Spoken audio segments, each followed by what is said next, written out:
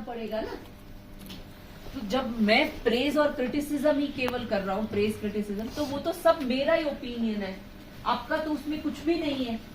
Praise भी मेरी है, क्रिटिसिज्म भी मेरी है, फिर से प्रेज भी मेरी है। So the other person is only a listener, is nowhere involved in the process of what is happening. तो आप जिसको सुधारना चाहते हो उसका मंतव्य ही नहीं लेते हो, वो आपकी बात से कितना सहमत है, असहमत है, जुड़ा है, नहीं जुड़ा है, वो हम कहीं नहीं पूछते हैं।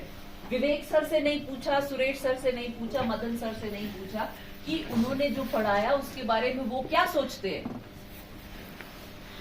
They are nowhere in the process.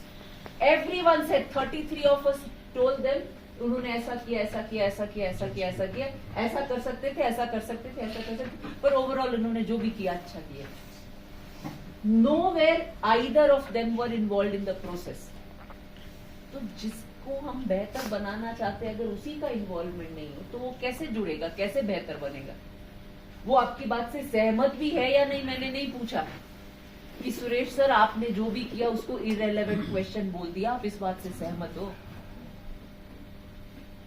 कि आपको ये ऐसे नहीं ऐसे पढ़ाना चाहिए था, या इनर्शिया को आप ऐसे करते, आपने क्यों फिजिक्स को केमिस्ट्री के साथ जोड़ा, आपके मन के क्या आपका ऑब्जेक्टिव था ऐसा करने का। हो सकता है वो एनईपी के मुताबिक पढ़ा रहे हो, मल्टी डिसिप्लिनरी विषयों को जोड़ करके, केमिस्ट्री भी साथ में करा रहे हो कि बच्चे इंटर है एक सब्जेक्ट को दूसरे विषय से जोड़ पाए, कोरिलेशन के कॉन्सेप्ट से आगे बढ़ रहे हो। पर मैंने नहीं पूछा, मैंने कह दिया बच्चे कंफ्यूज होंगे, आपको ऐसा नहीं करना है। Therefore, this does not lead to improvement. As against that, ask. तो पहला सेट आपने क्लास ऑब्जर्व करी, फिर आप जिसकी भी क्लास ऑब्जर्व करी, लेट अस से इट इज मदन सर, तो मैं मदन सर के पास जाती हूँ, मदन सर के साथ बैठती हूँ, मदन सर से पूछती हूँ, मदन सर आज आपको अपनी क्लास कैसी लगी, how did you find your class to be, आप क्या ऑब्जेक्टिव लेकर आए थे जब आपको बोला था कि आपको 10 मिनट पढ़ाना है, आप क्या सोच के आए थे, क्या आपके अनुसार आपने जो सोचा था उतना आप 10 मिनट में कर पाए, क्या आपके ऑब्जेक्टिव्स जो आपने सेट किए थे वो अचीव हुए। अब जब मैं ये 4 सवाल पूछ रही हूँ मदन सर से, तो एक है ना, I am telling Madan sir what you think is important to me, है ना, आप मेरे लिए महत्व रखते हो, आपने जो सोचा वो मेरे लिए महत्व रखता है। मैं ये विश्वास करती हूँ कि आप एज अ शिक्षक जो भी सोच कर आए होंगे वो कुछ न कुछ तो लर्निंग ओरिएंटेड होगा। I am interested in knowing that. पर जब मैं सीधा आइदर ऑफ दिस में जब जाती हूँ तो मैं उस पोजीशन से जाती हूँ कि मैंने जो आपके क्लास में देखा और सोचा वो इम्पोर्टेंट है, आप सुनो, मैं तारीफ करूं तो भी सुनो, मैं क्रिटिसाइज करूं तो भी सुनो, मैं सजेशन दूं तो भी सुनो, मैं ओपिनियन दूं तो भी सुनो।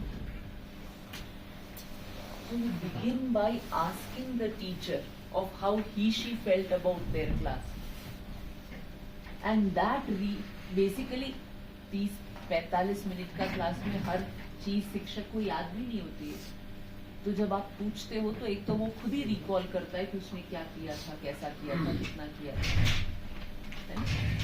और उससे फायदा ये होता है कि जब वो खुद रिकॉल करता है उसको, तो हो सकता है 10 में से 8 बार उसको खुद ही अपनी कमी नजर आ जाए, वो खुद ही कह दे कि ये ऐसा नहीं ऐसा था और ऐसा हो सकता था।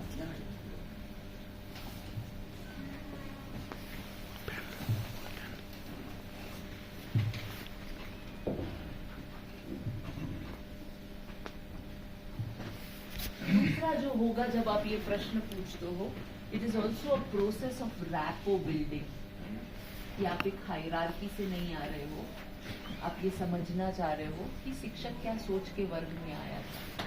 फिर कहीं कुछ कमी भी हो सकती है, शिक्षक को पूरा याद नहीं हो, तब आप क्या करो, आप डिस्क्राइब करो जो आपके पास डेटा है उससे, ऑब्जर्वेशन जो आपने लिखी है आप उससे डिस्क्राइब करो एज इट इज, है ना। तो अगर वो आपकी ऑब्जर्वेशन ओपिनियन से और जजमेंट से भरी हुई होगी तब तो कॉन्फ्लिक्ट हो जाएगा, तब तो आपकी बात